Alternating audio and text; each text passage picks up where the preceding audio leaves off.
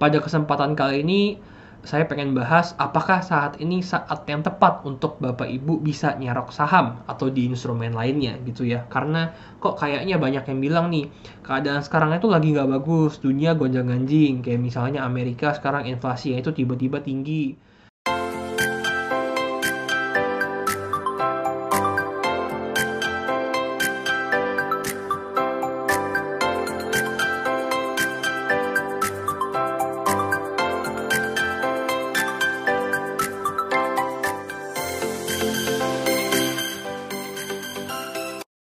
Halo, welcome back to Arab Channel. Balik lagi bersama saya Adi Prasetya. Bagi Bapak Ibu yang belum tahu saya sebelumnya, saya merupakan penulis dari buku Simple Trading, Simple Investing dan juga dari buku Yuk Nabung Seluruh Saham. Pada kesempatan kali ini, saya pengen bahas apakah saat ini saat yang tepat untuk Bapak Ibu bisa nyerok saham atau di instrumen lainnya gitu ya. Karena kok kayaknya banyak yang bilang nih, keadaan sekarang itu lagi nggak bagus, dunia gonjang-ganjing. Kayak misalnya Amerika sekarang inflasinya itu tiba-tiba tinggi. Dan suku bunganya naik, takut nih bakal ada ketidakstabilan ekonomi, duit ketarik lagi ke Amerika dan sebagainya macam. Atau juga mungkin ada juga yang bilang kayaknya itu Rusia Eropa mulai kelihatan dampaknya, di mana kayaknya Eropa mulai mengalah atau kalah terhadap Rusia gara-gara soal pasokan minyaknya yang tidak terpenuhi gara-gara kebanyakan pasokan minyak itu datangnya dari Rusia. Nah, sebenarnya sebagai seorang trader dan sebagai mungkin investor bagi Bapak Ibu sekalian, ujungnya kan sebenarnya apa yang Bapak Ibu ingin lakukan dalam skenario ini. Nah, ada yang bilang wait and see, ada yang bilang wah saat ini adalah saat yang tepat untuk nyerok, ada juga yang bilang wah saat ini adalah saat yang tepat untuk ngejualin instrumen aset Bapak Ibu misalnya di bidang saham gitu ya. Nah, menurut saya gimana? Menurut saya, dari sudut pandang seorang investor maupun trader, saya lebih suka bereaksi terhadap fakta yang sebenarnya terjadi. Maksudnya gimana Bapak Ibu? Saya itu kurang suka bereaksi atau bertindak berdasarkan cuman sentimen di luar sana. Maksudnya gini, even besok adalah perang dunia ketiga atau tiba-tiba besok amit-amit misalkan ada tsunami gede banget berdampak kepada 5 benua gitu ya misalnya. Saya tidak akan bereaksi terhadap berita tersebut. Saya akan bereaksi terhadap pergerakan harga aset instrumen itu sendiri Bapak Ibu. Dan saya tetap akan stick ke trading strategi yang saya buat. Misalnya, contohnya saya suka beli indeks, bukan rekomendasi, tapi saya pribadi suka beli indeks jurnal saya. Misalnya, trading strategi saya bilang saya akan beli 10% dari proporsi investasi saya di indeks tertentu misalnya. Ketika dia sudah turun 20% dari harga tertingginya, alias dia berada di level 80% ya dari harga tertingginya. Maka ya, saya nggak peduli apakah dunia lagi adem, apakah dunia lagi kacau balau. Ketika itu kejadian, ya saya ikutin bener-bener plug trading strategi saya. Karena saya yakin sama strategi trading maupun strategi investasi saya yang saya udah seenggaknya liatin.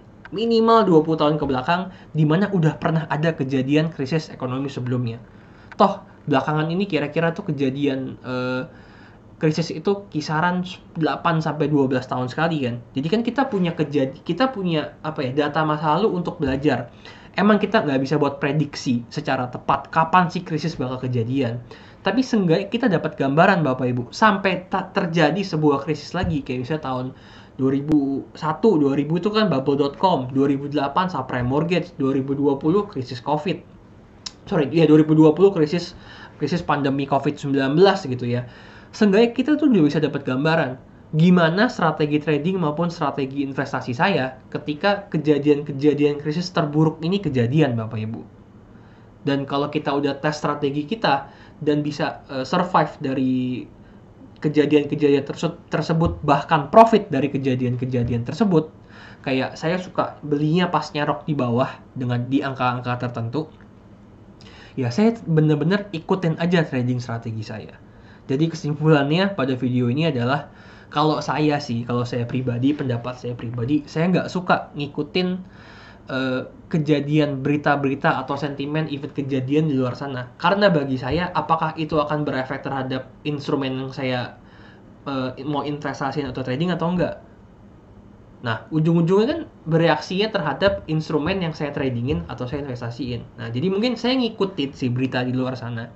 Cuman kalau dia untuk efeknya adalah pembelian dan penjualan atau seberapa lama saya menghold instrumen saya, itu pure berdasarkan pergerakan harga dari instrumen itu sendiri. Karena mungkin ya saya suka kuantitatif, saya suka angka gitu ya. Semoga bermanfaat bagi Bapak Ibu sekalian.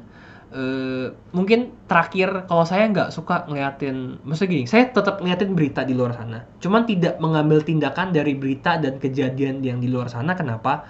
Karena kalau saya merhatiin semuanya, pengalaman saya dan pengalaman teman-teman saya malah jadi bingung. Jadi lebih baik kalau saya pribadi fokus aja sama pergerakan harga dari instrumen yang saya emang perhatiin. Semoga bermanfaat bagi Bapak Ibu sekalian. Sampai jumpa pada video selanjutnya. Halo, terima kasih sudah menyaksikan video di RF Channel on YouTube.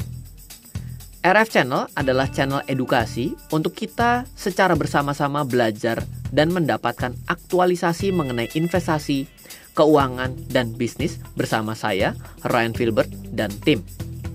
Add nomor WhatsApp saya di 0895 07 08 0789 0895 07 08 0789.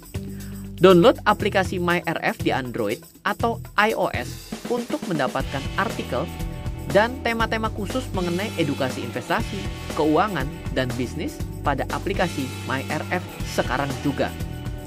Setiap bulan, saya bersama dengan tim memiliki kelas, mulai dari belajar trading dengan analisa teknikal, yang strateginya bisa Anda terapkan pada seluruh market, mulai dari saham, forex, hingga cryptocurrency, atau kelas investasi saham bernama Fundamental Camp.